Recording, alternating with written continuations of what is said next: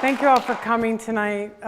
It's a really important evening to talk about Irèn's work, and I do want to give you some background on our three artist panelists, and I want to say some thank yous, which I'll do after, present a bit of Irèn's bio, and then I'll ask the panelists some questions about Irèn and her work.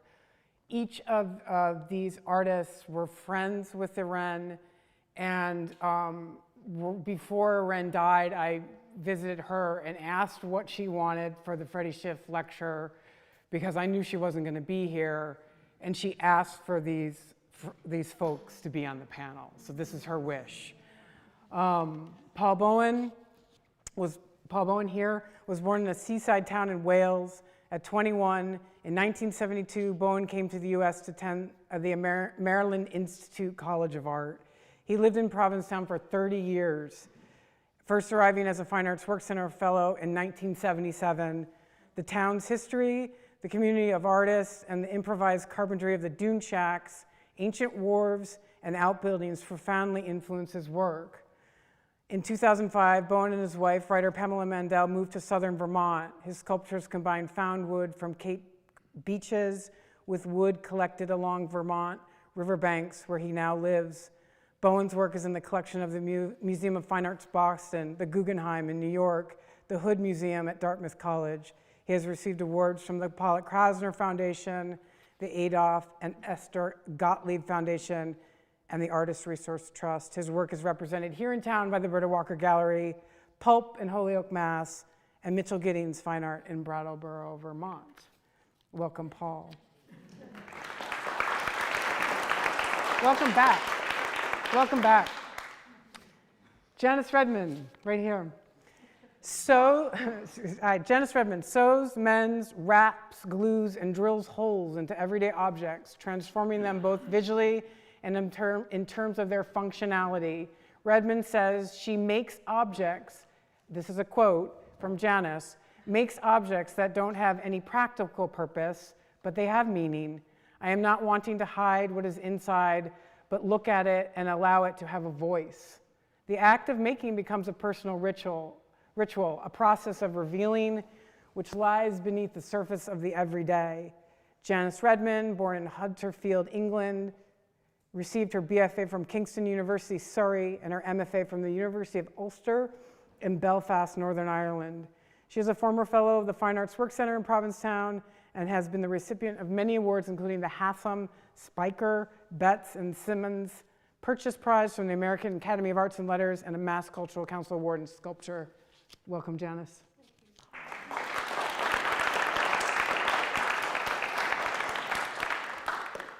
Sky Power, born 1951 in Lubbock, Texas, has lived and worked in Provincetown since 1976. While attending Cornish School of Allied Arts in Seattle, Washington in 1971, she mentored with the school's dean, Dale Owen. Power studied with painters Paul Resica, Selena Treef, and Robert Henry. Since 2004, Power has exhibited at the Berta Walker Gallery here in Provincetown, George Billis Gallery in New York, Infinity Gallery in Boston, the Cape Cod Museum of Art, and the Cahoon Museum. Sky Power's work is included in the permanent collections of the U.S. Embassy, Valletta, Malta, and here, right here at the Provincetown Art Association Museum. Power's artistic vision returns abstraction to its earliest roots, that of a bridge between the material and spiritual worlds. Her work is color-infused and evocative, emphasizing the horizon to depict the intimate landscape with infinite sky and vast seas. Welcome, Sky.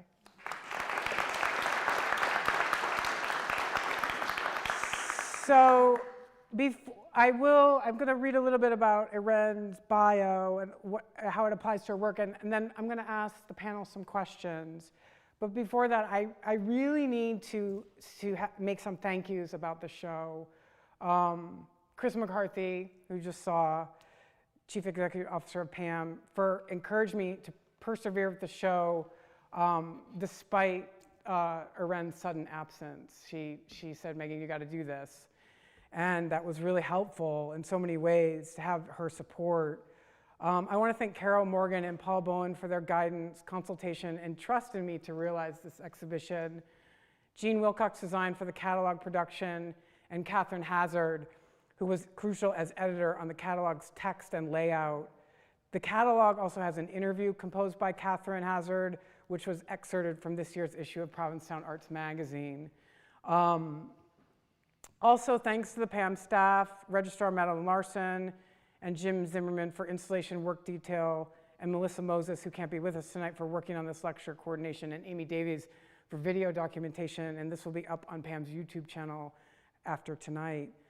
Also, to artist Nathalie Ferrier, I don't know if she's here, for her support and insight on Irèn's work and process. And also I want to thank some of my fellow members of the PAM Exhibition Committee who helped me pack the show, which was an epic job, for delivery. Artist Brian Dunnigan, Mike Wright, and Jorg Dressler. And also to Mike and Jorg for your keen eyes on help with layout and hanging. Thank you to my partner, Paula Erickson, who I really couldn't have done this without. I asked her to help me because I knew she would figure it out with me. She helped me with hanging the layout and was instrumental as a second pair of eyes on this installation of 85 of Irèn's pieces. So yeah, that was huge. And most of all, I want to thank Irèn for the opportunity to put this together and leave me with the honor and responsibility at such a tender moment with her recent death, in conjunction with the display of her life's work here at PAM.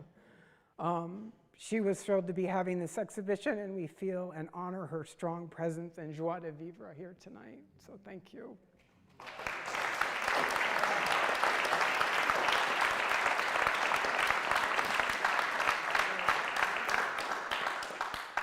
And before I forget, Irèn's catalog is for sale in the store, and works on view here are also for sale. There's a price list in the PAM store, and the exhibition's up through November 16.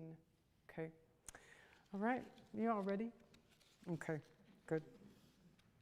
All right. So, well, you have to wait. Sorry. Just a short bio about Irèn Handschuh, 1951 to 2025. Irèn was educated in Paris and immigrated to the United States in 1971, where she began working in a women's carpentry collective. In the 1980s, she worked in general construction, cabinet and furniture making in the Boston area, Cape Cod and Nantucket. She studied architectural drafting at the Boston Architectural Center and began working as a sculptor in the late 1980s, moving away from the high precision of fine woodworking, what she referred to, and this is a quote by Irèn, the tyranny of the 64th of an inch. She moved away from that to the freedom of working in an organic vernacular in the tradition of French art movements like art brut and art modeste. She showed her work at the esteemed Cherry Stone Gallery in Wellfleet, directed by the late curator and friend Sally Nerber. She also showed at various Outer Cape galleries such as Gallery Eva, Rice Pollock Gallery, and the Higgins Gallery at Cape Cod Community College.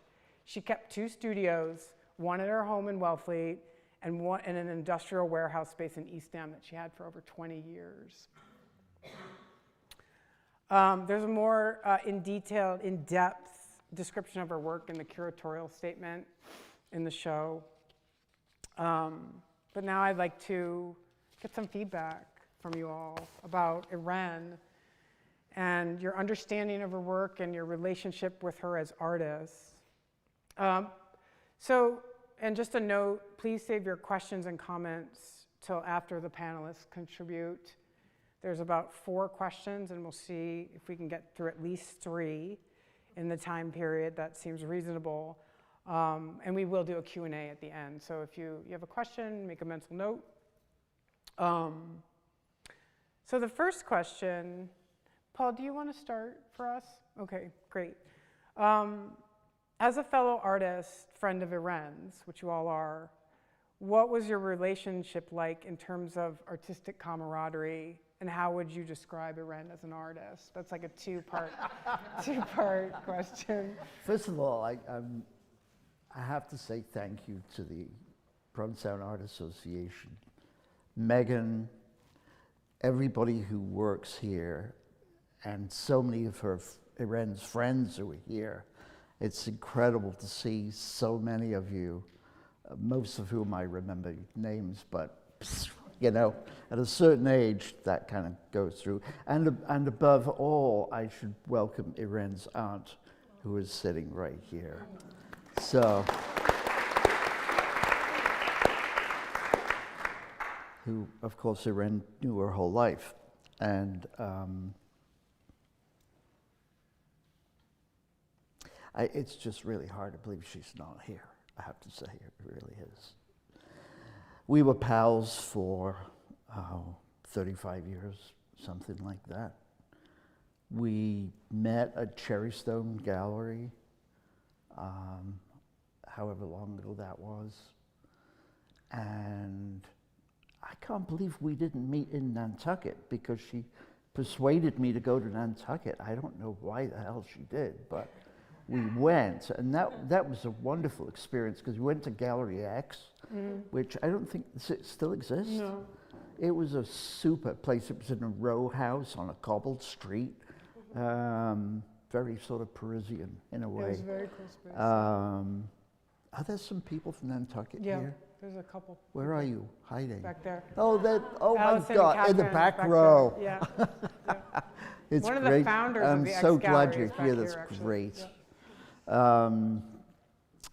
So I went with her to Nantucket, and she still had a cottage there, which still, as I remember, it's a long time ago, but as I remember it seemed to look a lot like a dune shack, which is sort of appropriate. And then before long, she had moved over here and was living in Wellfleet at Cherrystone.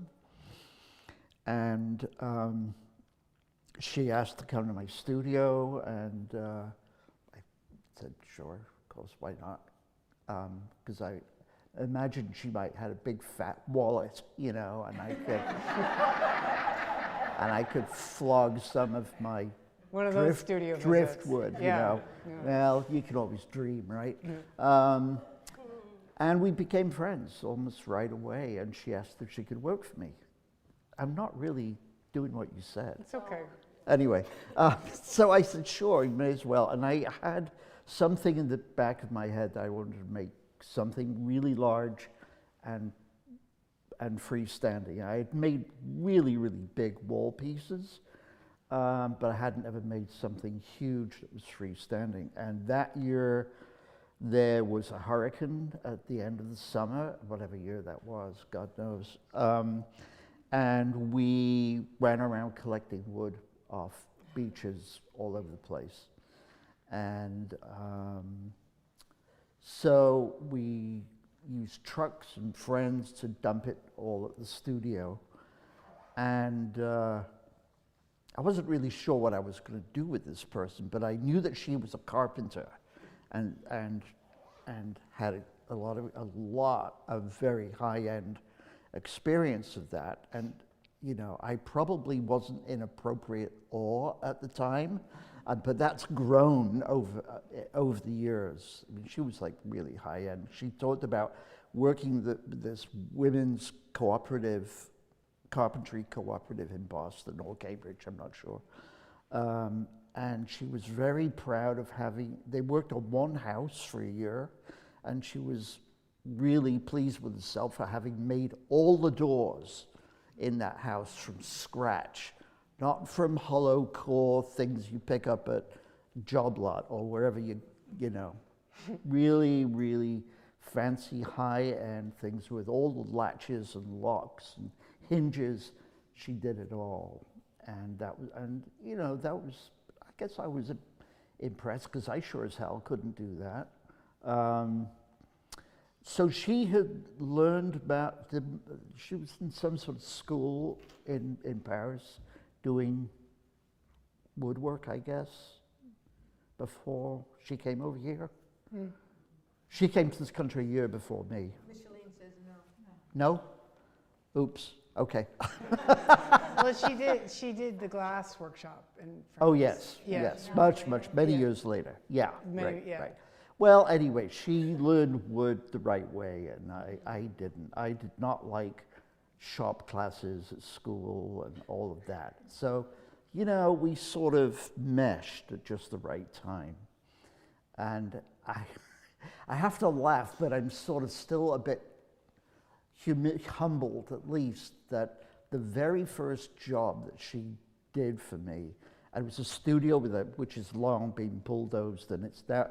The studio is like a quarter the size of this room, which for Provincetown is quite big, but it barely fit on the lot it was on, and it was offered for sale for like $125,000, which was way out of my price range, right? But the owner offered to me, and it was, of course, I couldn't do that. And don't you know, it was bulldozed, and there was a row of condos built. They're probably 4 stories high to get on this teeny weeny little lot. How they did that, I don't know. If I'd tried to do that, forget it, wouldn't have happened. So anyway, it had a concrete floor and had housed hearses and buses at one point. And the first job I gave her was pulling nails out of wood we found on the beaches and then straightening all the nails out. Why were you were you reusing them? I was reusing them, yeah. But what a terrible thing to do to somebody who had like such incredible experience, you know. So anyway, that's how we fell in love, you know. And is it true that who taught who joinery in this case? Who taught who? Between you and Irèn, was it? Did she teach you joinery? Well, or did you teach her, or did you just figure it out together? I certainly didn't teach her. I may have had a clue as to what should be done. Yeah. But certainly not with the 64th of an inch. Yeah. You know, maybe an inch, but you know. Right. So it was a collaboration. Mm-hmm. Okay. Thanks, Paul. What do you think, Janice? Yeah, well, that was really fun hearing those stories, you know, and I always had this belief that basically I say to people, I'm so sorry, but I say to people, without Irèn, Paul Bowen's outdoor sculptures, those pieces you made would not be in existence today. I don't know if that's true, but probably not. It's more than true. It's more than true. I remember you going off and fixing one up at the McClellan's place one time with her, and after it had gone through a storm. Yeah, I don't know what happened to it. Cape Cod wind, you know. Cape Cod wind. Yeah, so she was really an essential element in your world. Yeah. And I met her in really early on. I was at the Fine Arts Work Centre for 2 years. In '92, I came to Provincetown, and then I met Paul that winter. I met you on the street, and you're like, "Hi, I'm Paul," and that was wonderful. And then in 1993, in the summer of '93, so I finished my first year. I was coming back for a second year to the Fine Arts Work Centre, and what was it? 1993. There was a show that Eva Nodjic Smith curated called Art Times 6, and it was here in the Old Art Association, one of the small rooms, and that's when Sally Nerber bought a piece of mine for Irèn, and it was like the boots, which and it was the boots, and so she loved it, and she bought it for Irèn, and that's how I met her. And so I met her that way, and I met her through you. So I met Sally from Cherrystone Gallery, and I met Irèn, and then you put it all together. So it's an amazing kind of time, really amazing. Yeah. And I loved that she has had, for all those years, my very first sculpture that I ever made in Provincetown, that I made at the Work Centre. Yeah. And somehow it really, I loved her. I mean, it was like you said, it's like the minute I met her, first of all, we were both European, I'm English, she was French, she was a sculptor, and we just had a shared sense of kind of camaraderie, respect. I just so respected her, and she did the same, like at openings where you get a little intimidated by all the crowds and all the people. For her, it was like I'd see her, and I'd just like go straight to Irèn. It was like, okay, just this kind of solid anchor of just kindness and just, kind of extraordinary. So I think for me, that whole time we showed at Cherrystone Gallery. I got taken on by Sally, which meant you were shown at Cherrystone. I was shown at Cherrystone. Irèn was living at Cherrystone and being shown. And we were both in a few shows together, like, you know, me and Irèn showed a few times together in that small space that I loved. And yeah, so we just kind of carried on in this, you know, I'd see her wherever, and we just had this really nice shared sense of walking the path together as female artists, as immigrants to this country that didn't always make sense, even less so, never didn't make sense, and just deep respect, really, and it was just always there, always. And it's like years would go by and I might not see her because I had a young child. At one point, I stopped making work for like 10 years. You know, I'd made toys with my son, but I couldn't think. I couldn't make sculpture. It's like you have to think weirdly enough to make sculpture. So it's not just about making stuff. So I made lots of toys, and then I had this opportunity in 2015 to have a big show, and I needed all these shelves made. And my husband was going to make them all, and they had to have special, like, you know, invisible fixtures on the back, and I couldn't do it, and he could. And then he got pneumonia, like literally like 2 weeks before the show, and I'm like, I am so screwed, you know? Like, what am I going to do? You know, like everything was on these small shelves, and anyway, and then all of a sudden I'm at Stop and Shop in Orleans, and I'm in the produce aisle, and I look up, and there's Irèn, and I'm like, oh my God, Irèn, and she said, how's things going? I said, good, but, you know, I've got this terrible deadline. And she said, if you need help, you know. And so she ended up, like, saving the day and did everything. Did all the shelves, did all the backs. It was incredible. I mean, amazing. Yeah, she was a great shelf maker. In fact, I didn't know how we were going to display all this work, and I thought, well, there's all these shelves in her studio. So just brought them in from the studio, which she used to display her work.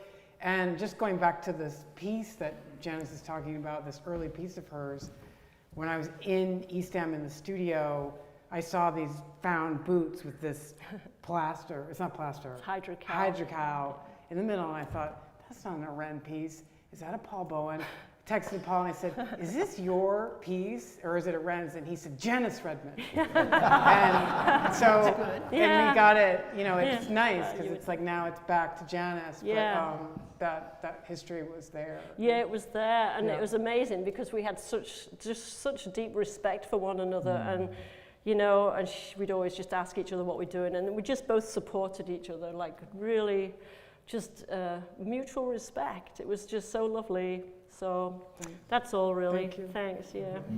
What about you, Sky?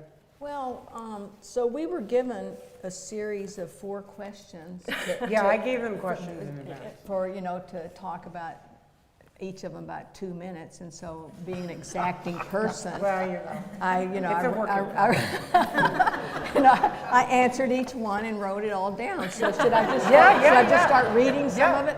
Yeah, okay. I appreciate that. Okay.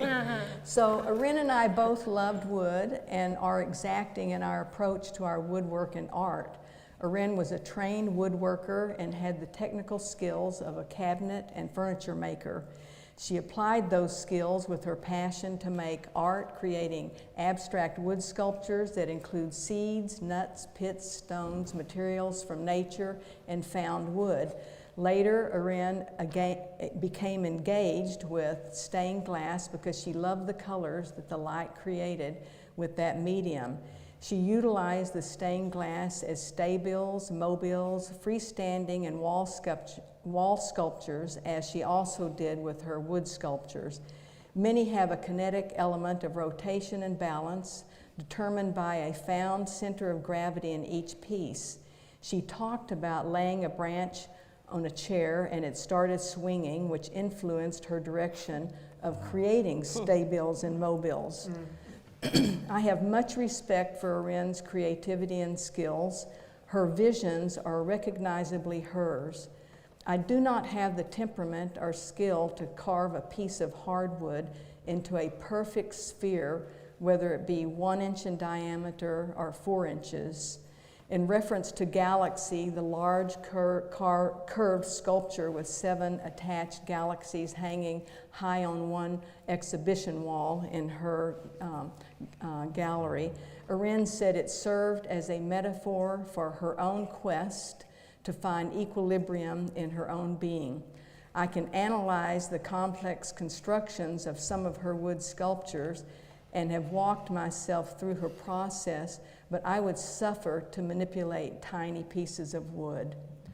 Irèn was driven to work in 3-dimensional forms, mostly small, though this exhibition includes larger wood, abstract, and representational wall sculptures. The 2 earlier representational carvings of the female figure are beautifully rendered. Mm-hmm. Yeah, that was her early work. That was quite a departure from, that piece, Galaxy, that's hanging up high, is Sky's piece. And she brought it in and she said, you must hang it, what was the footage? 82 inches. You must hang it 82 inches high. Because I didn't want anyone to be able to reach it standing up. So, because, if you knock it, it's like, there's, you can disassemble it, and she's the only one who can assemble it back. That's true. So that sent Jorg and Paula and I into another galaxy of installation this thing, and it's like just hanging on some other little thing. And the work is very delicate. Thank you for that. Yeah. Would you be willing to just stick with the next question? Like move to the next one, Sure. which is the show name, Diminutive Monumental, which was the title that Irèn wanted for her show. That's what she told me in June, which I thought was a really cool title. And it's, all caps, diminutive / monumental. And I could talk about that, and we didn't really even talk about it, but it was understood for me in a way why it was that. But I'm asking you all, this was Irèn's choice for the title, and can you convey or interpret what this means or symbolizes in regard to her work in the installation? Sure, I put a lot of thought into this Okay, one. good. Irèn had a strong sense of composition. It is evident in all of her sculptures. As a painter, I can see in her 3-dimensional relationships what I strive to achieve in my 2-dimensional paintings, translated as compelling composition in my words. In a small wall sculpture titled Tumbling, which is on this wall in the other room, Irèn has used different tones of wood and gold leaf as a color on the wood, creating diversity of tone. As a painter, I see all of those tones as color forms in relation to one another, as an element of the composition. And in viewing the sculpture from different angles, I see many varied compositions because of its 3 dimensions. The 90-degree angles of all the wood forms juxtaposed with the small carved wooden spheres create an intricate and compelling world to get lost in because of the exact intentional placement of 2 diametrically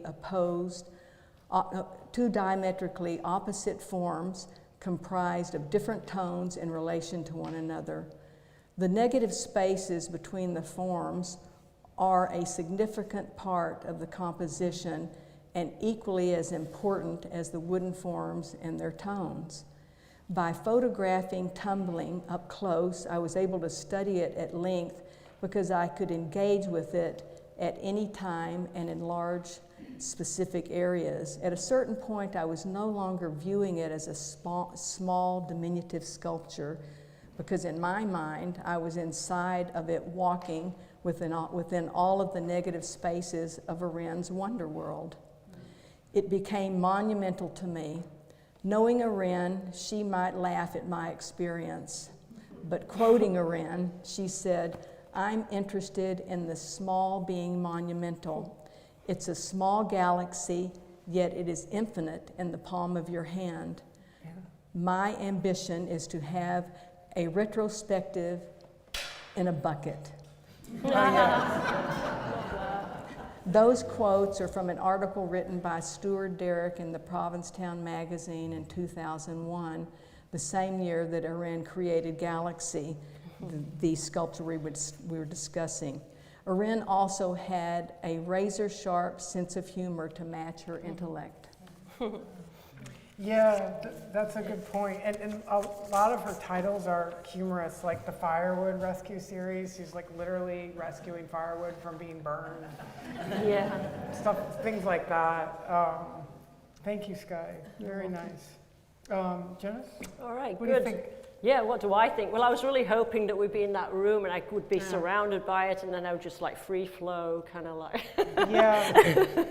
But oh well, I'll just stare at it from there. And, you know, the thing is that you know, Irèn had so much skill in woodworking and so much ability, you know, with all of your huge pieces that she would work on to strengthen them and all of that. And then, of course, she made these beautiful, delicate, minuscule pieces. And the thing is, just so you know, there's a reason I don't do pieces of tiny wood put together like Irèn. It's really hard. Yeah. It's almost impossible. They just kind of crumble apart. So even though they're tiny and so delicate, that she has that skill and ability to combine these pieces in such an intimate kind of way that was so much her. And like, you know, the pips, just thinking of the pips as, like, I was just thinking today, you know, this morning, I was like, wow, the pips are kind of like, you know, the squirrel was eating all these black walnuts outside, and, you know, it's tearing off all of the flesh out, you know, and then the pip is what he's looking for, and they get buried, and then next thing you know, you've got a plant growing. You know, if you think about Irèn's work, those pips are like the universe in itself. It's like the dying and then the regrowth. It's like this totally profound moment of like, and then from that, the connections of those fine splinters of wood that are impossible to keep in place, you know, that they really are held together with such just beauty and delicacy and strength. And it is so, they are so monumental, there is so much space within them, and they are so perfectly, as my hand just keeps on going like this, because they're so perfectly small and tiny and filled with so much care and attention, and you know, that wonderful thing that she could do. You know, I'll just stop there. Yeah, but that's nice. yeah. And the pits also, it's really important to say how the pits offer the viewer another sense. It's beyond vision, it's taste. You know, there's that's being infused in it. She's in movement. There's ways that she's explaining sense beyond just seeing in this work. So it seems like it was really important for her to fuse all of that together in that intricate way to convey that. And a lot of times her work would break in the process. Yeah. She'd say, I worked on this for 2 hours and it broke. And that was, you know, part of the process, which was very frustrating to her, but also she kind of accepted it, I think. And a lot of those pits were olive pits. Yes. And a lot of the wood is olive wood from the family's home, former home in Cotignac in France. So, and when you ate olives with her, she was keeping all the olives after the party and finding some way to clean them up. She was bad like that. I mean, Yeah. she would save all those champagne cages that you get on a bottle of champagne and make chairs out of them. Yeah. I got one for my 40th birthday. Yeah. Paul, what do you think about the title? Well, I was thinking about space. And it's the electricity in the space between the forms. It's not just the forms in relationship to other parts of the same thing, but it's the pieces, the elements between each other. And it's true from piece to piece, but especially the different elements in each sculpture.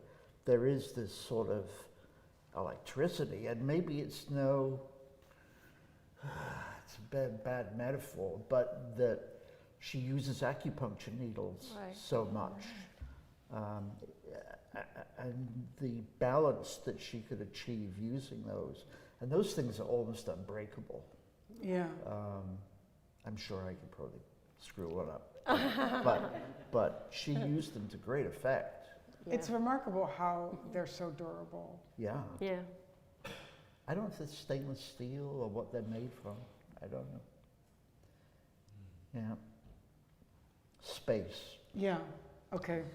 I was looking at the many, I think it's from 2023, the box with all the many small, something alphabet. Meaningless alphabet. Meaningless alphabet. Yeah. Yeah, right.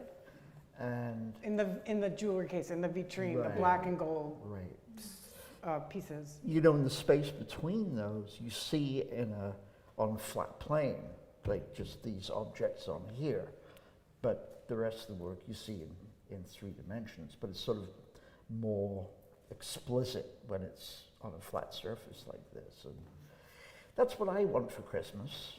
So, in case anyone's asking. She asked for meaningless alphabet to be displayed like that, and Sky suggested it be Yeah. on a black background. No, Yeah. she did. Oh, she did, told and me you I- conveyed it. yeah. Yeah. So it was curious to me how she was kind of compartmentalizing that, and it's her last work, really. I'm going to jump to one final question, and so we can have time for a Q&A. How, and Janice, maybe we can start with you this time. Oh, no. Oh, no, you don't want to? No, go on, Okay, go on. okay. I'll make a decision in a minute. Let's hear it. Sorry to put you on the spot. I'll pass it over to you. So I'm wondering, how do you perceive, or maybe like, and maybe we're kind of already talking about it, but maybe we could just expand upon it. How do you perceive, or maybe what's revelatory about Irèn's work now in context of this retrospective exhibition? It could be conceptually, technically, or materially, or a combo of both. Like, is there something that's come up for you? Because I don't know that anyone's seen Irèn's work like this before in this context, in mass. And I'm sort of wondering how you're feeling about it now, or what's coming up.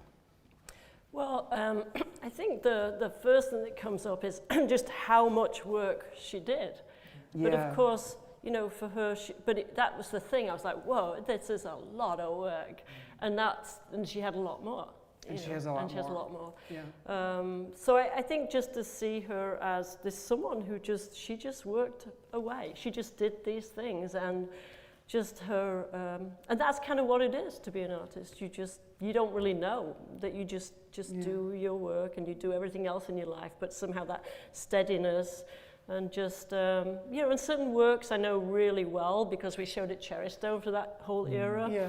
So like the acupuncture needles, the sticks, the pips. But the latest of the stained glass, I know less of it, you know, in that way. And there's certain pieces I'm very drawn to, like the exploding bottle, you know, just the one on, I don't know what it's called, but She I think she called those cubist bottles. yeah, that's what it is. Yeah. Do you know, did she throw it on the ground and I don't rebuild know it? That anything. must have been really fun, whatever she was doing. But the humor in it and the lightheartedness of her work and seeing it all, that, you know, that it's the delicacy, but it's funny and it's humorous and it's got so much integrity, which I've always felt, but seeing it en masse, it's just really wonderful to see the other, you know, when I wasn't seeing her as much in the later years and things like that, just to see it all together. Yeah, but really just the lyrical nature of it is always just so much fun. Yeah. It's quite something. It's Thank just you. great. I appreciate you doing it. A massive, massive job. Oh, my pleasure. Yeah, It was a great honor. anyway, Thank you. yeah. And you know, those bottles are almost like joyful, what do you call a petrol bomb? Yeah, What's like that. Yeah. What's the prop? I can't remember. Molotov cocktail. Molotov cocktail. Yeah. Right. Things like that. Yeah, Yeah, they're very fun. yeah, very the wonderful. bottle. Also, again, going back to the sensory thirst, drink, you know, infusing that notion of what's beyond the visual and sense in these sort of bottles of consumption. Do you want to go next? Yeah. Okay, I'm going to read my last thing. To be able to view the scope of 4 decades of Irèn's work all together in one large gallery in this museum is extraordinary. Spanning 20 years, I spent much time in Irèn's homes and her studio in Wellfleet, viewing and talking about her work with her, in addition to her workshop space, her workspace / studio in Eastham, which was maybe, actually, it was at least half this size, don't you think? Yeah. It was full of her sculptures and tools and all the materials she worked with. I was astounded to view years of her amazing work in the environment where it was created. In 2005, I brought Berta Walker to Irèn's Eastham studio, and we selected a strong grouping of Irèn's sculpture for a one-person exhibition at the gallery. It was a beautiful show. And here we are 20 years later in the Hoffman Gallery at PAM, viewing some of the same work in addition to many newer sculptures in wood and stained glass. In 2006, Irèn and her close friend Allison McDonald from Nantucket learned traditional leaded stained glass methods at Chartres Cathedral that were used for their own windows. Because they were only allowed traditional and rudimentary tools, Irèn acquired an interest in the method of dalle de verre, which means glass slab. The process of chipping away chunks of glass on a billet of wood allows the glass to remain faceted. Then each piece is foiled in the Tiffany style before soldering. The setup on a tree trunk with the slabs and faceted chunks of stained glass with Irèn's tools are on display in this exhibition. This is an exceptional retrospective that Irèn worked for 40 years to achieve, and curator Megan Hinton and her co-workers did a thoughtful and respectful job installing Irèn's work. Thank you. Thank you. Thank you, Sky. Yeah. Thank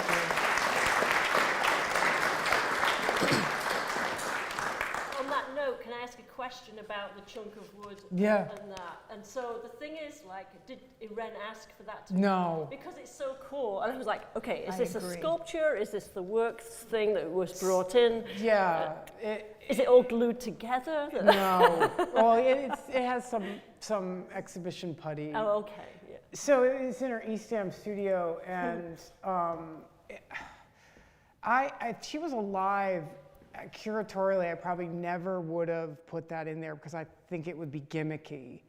But because she just sort of exited, I thought it was really important to talk about her working process. And I brought Natalie Ferrier in and Brianne Dunnigan. And I'm like, do you think this is okay? Like, can I do this? And they're like, yeah, you definitely got to put that in there. Yeah, it's really cool. And Paula actually did the little, like she kind of sealed down the dalle de verre and the hammer and everything, or the carbide edge hammer.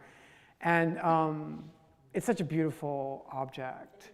What will become of it, I don't know, but it's something she sourced to do this work. And it really just has her hand all over it. So I thought in her absence, it was important to put in there. Yeah, I'm glad you Thank did. you. I Thank really you for enjoyed it noticing. too. Thank you. Yeah. Thanks.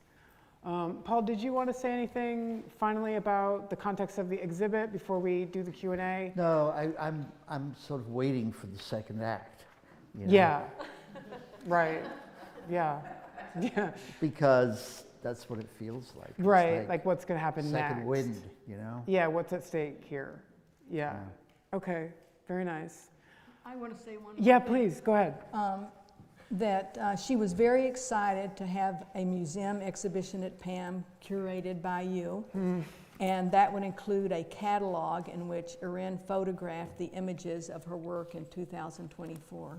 So those are all her photographs. Yeah. And when I went to visit Irèn in June, and it was kind of, everything was sort of swirling, like, is this exhibition going to happen? It wasn't going to happen, but she wasn't really available for it. And she said to me, there's going to be a catalog, right? And in my mind, I was like,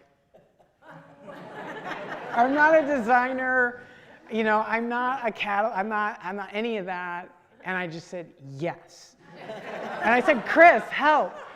And she said, Jean Wilcox, we'll get her to do it. And we did it. And that was the first real like push with the show because we had to be very organized. And actually, it started to help the archiving process of her work, which is something I'm working on, which is really wonderful. But yeah, the catalog is really, Jean Wilcox and Catherine and I kind of all scurried to get this thing up. So get one of the catalogs, really beautiful. So yeah.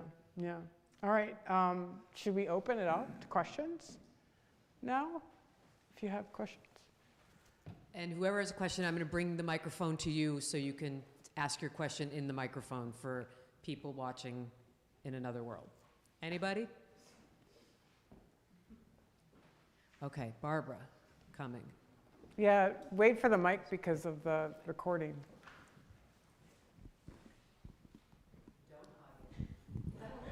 Okay, I'm done. Do you remember when Irèn was working on a trailer or like a mobile kind of Mobile studio. Portable studio. And Marion Roth curated a show with Irèn and myself and Mary Alice Johnson, and I had no idea what Irèn was going to do. So when she came last, and we gave her a space. It was in the other room there. She came with this trailer, like it was like a camping trailer. And she, like, I didn't know where it was coming from, but I thought that you folks might know of the background of that because she was trying to fit it in to the doors, the windows, right? And you know, Irèn, it was like, she couldn't get it over the ledge. And we spent the whole day there.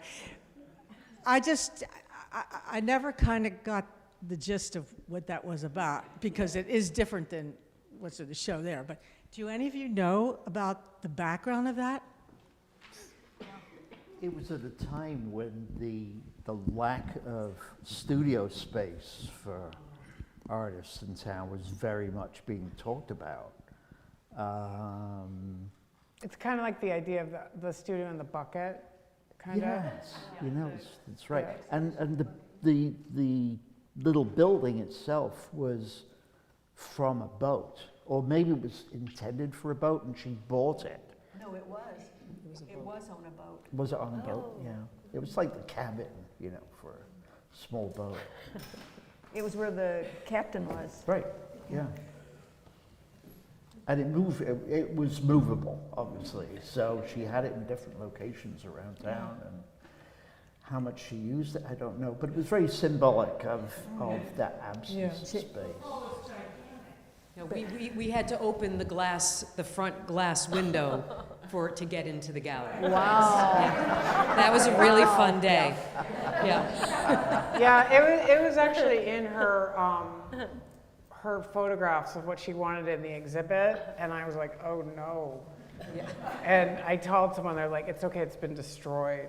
'Cause, whatever. But it was, there's a picture of actually Catherine and Allison, their little Honda, like, you know, trying to take it down the road. And, yeah, that was Irèn, right? Yep.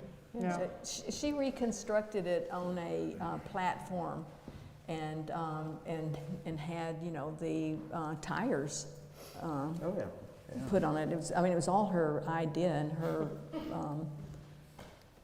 her design. Movable studio or mobile studio? Portable studio. Portable studio. So that she could hook it onto the back of her vehicle. Yeah. And always have a studio. Yeah. You know, it was her humor. Yeah. Yeah. Anybody Anyone else else? have a question? Natalie.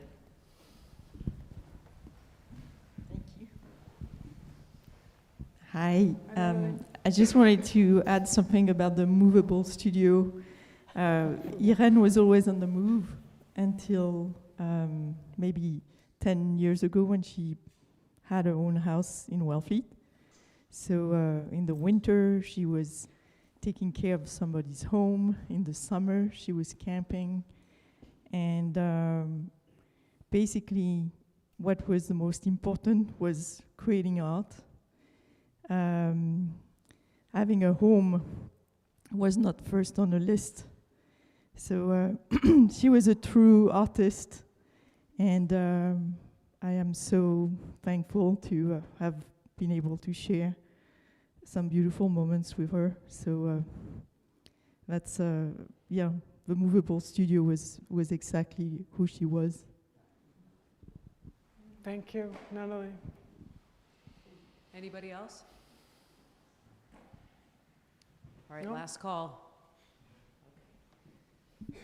So wasn't the movable studio also after Monet at Giverny that he had, it was on a boat, and he had a studio on a boat.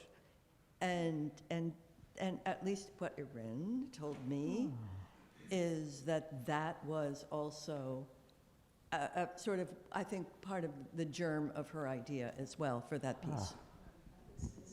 Oh, thanks, Carol. I don't know. That's new information. Monet had a boat in his yard. That was a studio.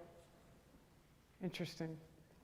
Well, this is when we were planning the exhibition, one of the reasons why I used the big gallery in case there were going to be more boats. I wasn't sure. Right. So. But yeah, but also when you were like, it's back there in that gallery, I was like, her work is like this big. No, but the boat had been, I Yeah, was like, I don't know yeah. if any more boats are coming, and they're not going to fit Yeah. in any other space. So Right, that was right. part of the thinking on that, to tell you the honest Yeah. to God truth. That makes But I'm sense. glad it worked out. All right. Okay. Well, thank you, everybody. Thank you. And do you all have any last comments?